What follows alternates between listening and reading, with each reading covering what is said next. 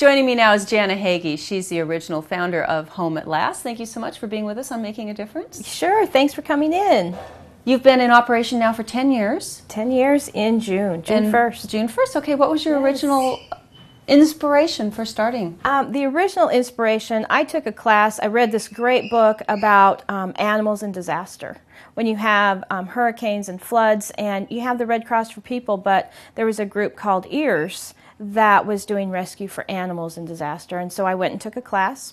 And at that class, they said, go back to your community and volunteer at a local animal shelter to get hands-on animal experience so you can go out to the disasters and help.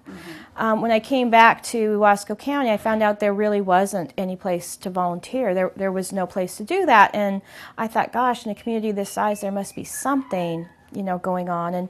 And found out that, our shelter was run by the county, and we were killing a lot of animals simply because they were homeless. Right. And so I started, trying to figure out, is there a better way to do it? What's out there? What do other communities do?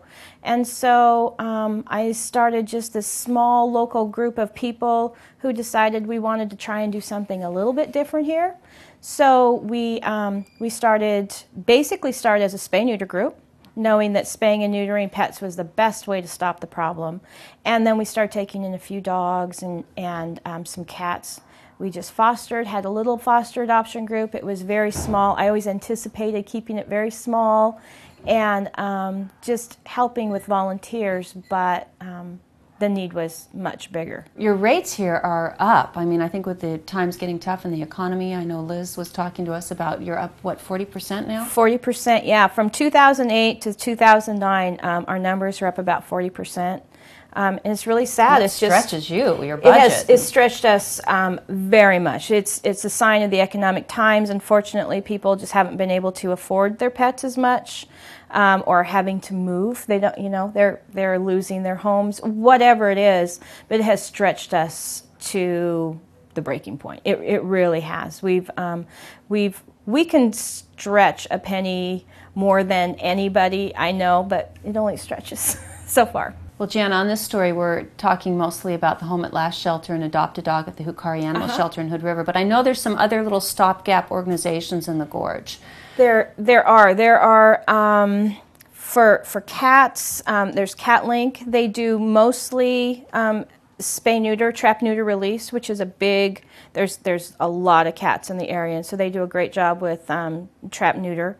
There is Dead Dog Walking, and that is a pit bull rescue. She has a lot of pits, and she does a fabulous job with her pit bulls. There is Dogs of the Gorge. They operate out of Klickitat County.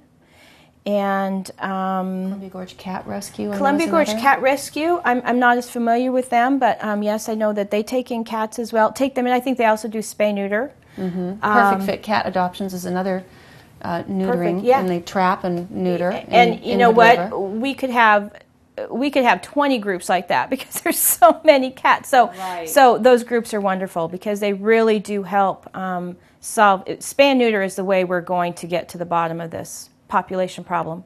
And what do you know about PROD? PROD is from.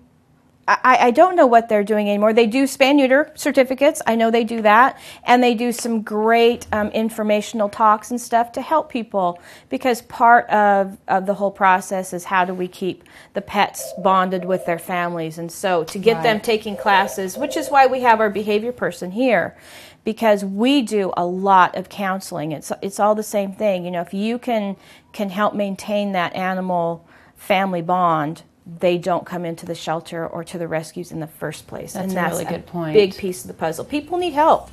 Animals can bring problems. I mean, they bring joy to your family, but they can also bring issues. And so we're here to help you solve those issues. Yeah, I think PROD, promoting responsible ownership of dogs. I do know they run quite a few classes in the Hood River Community Education. Yes. Promoting that. And that's what it's all about. It's keeping that bond solid in the first place so they don't have to come to the shelter. So it's very important.